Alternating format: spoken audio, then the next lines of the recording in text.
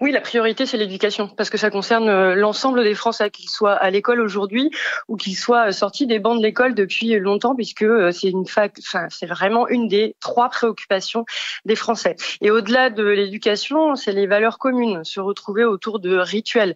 Et ces rituels-là, eh bien, souvent, ça peut être un hommage. D'ailleurs, le président de la République a annoncé que le 7 février prochain, nous aurons un hommage pour les 41 Français victimes du Hamas, mais c'est aussi des rituels qui peuvent être des rituels de joie, de réjouissance, de réussite, comme par exemple de célébrer, comme moi je ne l'ai pas vécu, mais comme j'aurais bien voulu le vivre, au collège ou au lycée, des remises de diplômes. C'est aussi ça, de pouvoir vivre ensemble et d'avoir une histoire commune.